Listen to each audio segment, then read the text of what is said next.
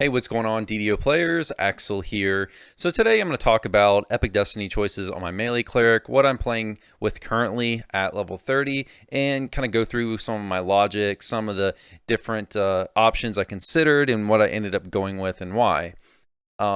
This is a video that I should have made like a month and a half ago, but then I decided to do hardcore on a whim, which I just finished yesterday, actually. As you can see, I've got my level 20 cloak here, even though it's clipping through this, my favorite cosmetic armor. But anyways, spent all my time doing hardcore, and then, holidays, all that stuff happened. So apologize for the lateness, but in any case, here, you're getting the video. I know I've mentioned this to, a bunch of you that this video was coming. I know a lot of you have asked me, but in any case, I guess before wasting any more time, let's go ahead and get started. So let me just pull up my Epic Destinies and talk about it. So this is what I'm using right now. Maybe I'll change my mind later on, especially seeing what happens with coming this year with some of the bigger updates like Isle of Dread. But this is what I like right now out of the potential options. So I'm using Tier 5 Legendary Dreadnought, Tier 3 up to Tier 3 Grandmaster Flowers, and Tier 1 Shadowdancer. So let's go ahead and I guess start by talking about some of the Epic Destinies I'm not using and why. So really there's only 3 choices for main Destiny for a melee cleric right now. You've got Legendary Dreadnought, Fury of the Wild, and you've got Divine Crusader.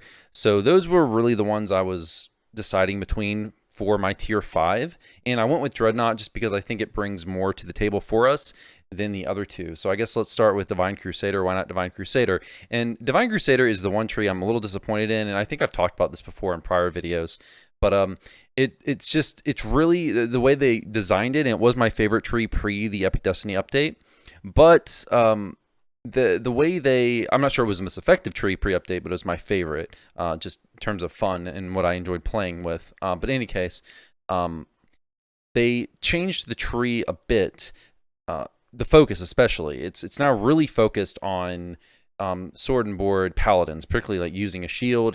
It's really niche, it feels like to me, and there's a lot of things in there that really don't benefit this build, which is a two-handed fighting melee cleric. So the Tier 5, for example, is really bad for us on Divine Crusader. So I'm not a big fan of, I guess, some of the ability. I wish I could show you the actual trees, but the way the new trees work is I can't cycle through and show you, on the screen. Like I'd love to be able to scroll to Divine Crusader, but I can't. But in any case, I'll just talk about it. But the Tier 5 Divine Crusader, a couple of the abilities there. Beckon Divinity is kind of the new epic moment in that tree in Tier 5, which is like a mass raise. It also has CC clearing traits to it as well. It's not. I'm just not a fan of that ability at all on this build, just because we already have plenty of raise options. We have multiple quicken true. We have quicken true resurrection already. We already have quickened resurrection. We have scrolls we can use. We've got even raise dead if we need it. So we've got multiple ways, especially when it comes to like if you need to raise people quickly. We've already got quicken resurrection, quicken true resurrection, which I think is totally sufficient. So I don't really see the need for a mass raise as our epic moment, and I don't see the reason why we would use intend to go for that instead of like a more DPS boosting epic moment, just because it's so niche. I could see maybe a mass raise epic moment being useful if you're like running like really high skull raids and really pushing that, and you really need it to maybe save some raid whites. But except for like really rare circumstances, I just don't see it being useful, just because the vast majority of the time when you raise someone, I mean, what we have is plenty sufficient already. So I just don't, it just doesn't seem necessary to take something like Beckon Divinity as opposed to like more DPS. Let's see. It's in terms of the Beckon Divinity's options in terms of like clearing CC. We already have multiple ways to do that. We have Radiance in Tier 5 Radiant Servant now, which does that already. People have their Harper pins. There's a lot of ways in the game to clear CC now. So I just don't see it being totally useful. Tier 5 also in Divine Crusader has Bring Down Wrath, which doesn't do anything for us because we don't use a shield and it's shield only. And there's a lot of focus in the tree towards like Smite Evil, which we don't get because we're not Paladins. Granted, investing in the tree gives you the Smite Evil ability to Smite Evil, but there's just not a lot of synergy there. Consecrated Ground is one thing I really liked from that tree, but the 10% DPS boost and the little bit of extra healing, I just don't think it's worth giving up for better strikes, which I'm going to use. Obviously, with epic strikes, you can't use using one puts the other on a cooldown, so you really can't use more than one. Technically, you can take two, but with Consecrated Ground especially, it has a, I believe, 15-second cooldown. So it's just not really practical to use two strikes, especially if you're using Consecrated Ground. So it's really hard to pass that up, pass a better epic strike up for Consecrated Ground. Just other mantles are more useful to us, whether we want more healing from something like Exalted Angel, or if we want more DPS from like Fury or Dreadnought's mantles. I just think there's more, definitely more mantles that are more useful to us than what the Divine Crusader mantle offers. This is separate from the Consecrated Ground. Consecrated Ground is the epic strike. I was referring there to the actual mantles. I didn't mean to link those. But yeah, I think that's about it for the reasons why I didn't go with Divine Crusader. I just think that it doesn't really suit, despite being kind of the melee Divine tree, it doesn't really suit this build. It's just a little really focused on Paladin, Sword and Board.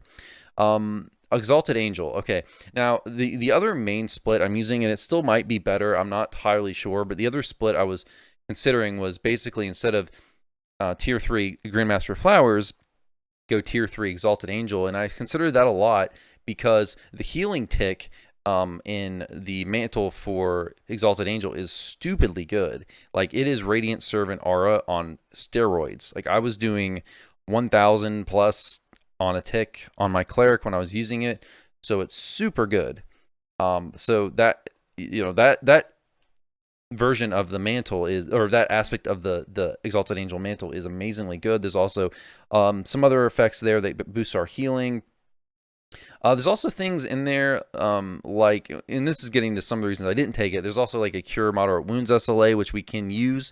But I didn't really see that being necessary because we already have our mass cures. This build in particular, not being a caster, being a melee, I've got, like, as you can see here, like 2,500 spell points, which is all, since my DPS comes from melee, that's all for healing, essentially, in buffs, but mostly all for healing. So we have plenty of SP already. So I just didn't see the need for the Cure Moderate Wounds SLA. It's not, I mean, obviously it would be nice to have, but it's not like, it's not that necessary, since we already have from our class, we already have Cure. We have like Cure Critical Mass, Cure Serious Mass, which we have. Those are totally fine for mass cures, so we don't really need that. Also, I felt like it was a lot of points that we're investing just to get the healing tick, and it didn't feel quite worth the point investment to me over something like Grandmaster Flowers, where we're getting a lot more useful hanging fruit, which I'll go through. I'll go through all these trees, including Grandmaster Flowers, here in a minute.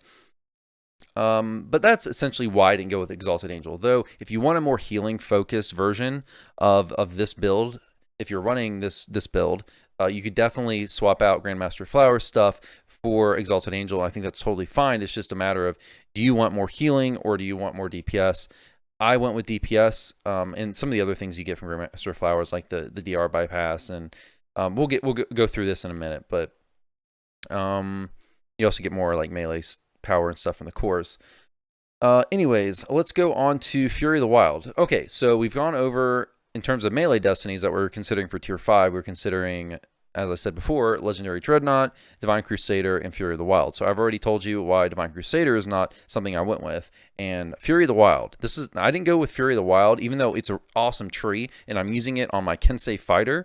I'm using tier 5 Fury of the Wild. And I think for like fighters, barbarians, it's awesome. But for this build, being a melee cleric, it's not as good, just because a lot of the awesomeness of that tree comes from getting the healing, and like being able to use something like Primal Scream as a heal is amazing on a Kensei fighter.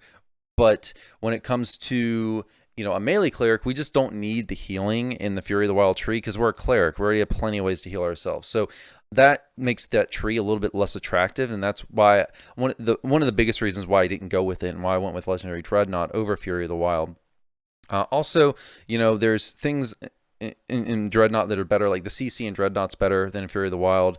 The tier 5 The animation I'm not a big fan of in the tier 5. Forget what the ability is called in Fury of the Wild, but the tier 5 CC ability, Fury of the Wild, not a big fan of that. The CC in Dreadnought's a lot better. Obviously, having our Dire Charge, it's just amazing CC option that helps us build more than I think what Fury of the Wild gives us. So, okay, so that's why I didn't go with Fury of the Wild. So that pretty much left me by default with going for tier 5 Legendary Dreadnought. Okay, so now let's get into why I use some of these other trees in addition to Dreadnought. So Grandmaster Flowers, Shadowdancer. Grandmaster Flowers, there's just a lot of low-hanging fruit.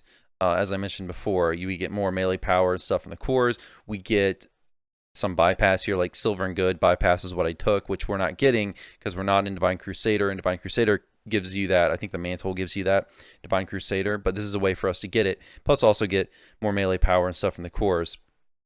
Just some really good stuff. So, in here, like +6 stunning DCs to help out our Dire Charge if we need help with DCs. That was really nice. You get stuff like 25% fire absorption, additional attack and damage, extra strike through, extra double strike. So that stuff is nice, for a tier 3 investment. It was better than some of the other. I think overall, I would rather take the DPS stuff that we get from this tree rather than Exalted Angel's healing tick. Even though the healing tick's super good, I just think we can get by without it. And this build, remember, I mean, the role of this build is not to be the best healer ever. It's to be a good enough healer, like have the minimum healing requirements to still be a party healer and be able to throw some heals around, which, this build definitely can. I mean, we still got, Radiant Servant abilities. We still got all of these. Really the bread and butter of our group cures, our group healing, is these quicken mass cures that we have. We still have our aura as well. We still have the heal spell, and we still have, as a really low-cost single target spell, we also have the Cure Moderate Wounds SLA from Radiant Servant. So whether it's group heals or single target heals, we got those covered already. So I just felt like I wanted more DPS. I wanted more of this low-hanging fruit. And when I went through all the trees, I felt like we got the best bang for our buck from Grandmaster Flowers, from the additional melee power from the cores, extra strike through, extra attack and damage, extra stun DCs. I just thought the best synergy was from this tree. Shadowdancer is pretty straightforward, only taking one ability in this tree, which is 6 Assassinate DC, which is for Falconry DCs. So the really cool thing about this build is you're gonna have really nice CC because you're gonna have Dire Charge, which can, obviously you have all different layers of Dire Charge. That's going to stun, it's going to sunder, it's going to trip.